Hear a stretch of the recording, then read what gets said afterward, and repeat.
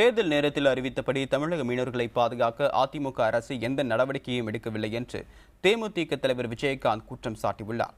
ராமநாதபுரம் மாவட்டம் ராமேஸ்வரத்தில் தேமுதிக சார்பில் அப்துல் கலாம் பிறந்தநாள் விழா நடைபெற்றது. இதில் பங்கேற்று பேசிய விஜயகாந்த் அதிமுகவை தேமுதிக தொண்டர்கள் இனி ஆட்சிக்கு வர விடமாட்டார்கள் என்று தெரிவித்தார். மேலும் கடந்த சட்டமன்ற தேர்தலில் அறிவித்தபடி தமிழக மீனவர் பிரச்சினைக்கு நிரந்தர தீர்வு காண அதிமுக அரசு எந்த நடவடிக்கையும் எடுக்கவில்லை என்று குற்றம் சாட்டினார். இது தொடர்பாக பிரதமருக்கு முதலமைச்சர் கடிதம் எழுதி கொண்டிருப்பதையும் அவர் விமர்சித்தார். அதிமுக, திமுக ஆகிய இரண்டு கட்சிகளும் நாட்டை மோசமான நிலைக்கு ஆளாக்கிவிட்டதாக தெரிவித்தார்.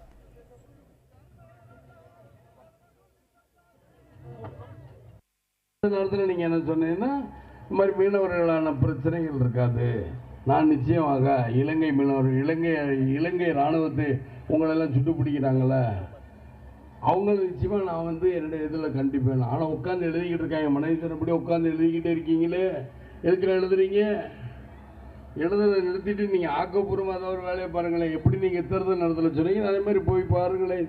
நானாவது ரெண்டு பிரைம் மினிஸ்டர்களை சந்திச்சேன். காங்கிரஸ் பிரைம் மினிஸ்டர் சந்திச்சேன், பாரதிய ஜனதா பிரைம் மினிஸ்டர் சந்திச்சேன்னு. அந்த இது கூட உங்களுக்கு இல்லையே. ஏன்னு இல்லைன்னா இவங்க நான் சொல்கிறேன், தனி விமானத்தில் இங்கேருந்து போவாங்களாம் கோயம்புத்தூர், அங்கேருந்து டெல்லிக்கு நீங்கள் தனி விமானத்தில் போங்க. உங்களை யார் வேணாம்னா மீனவர்களுக்கு தானே போவீங்க. ஆனால் மீனவர்களுக்காக நான் உண்ணாவிரதமாக இங்கே இருந்தேன்.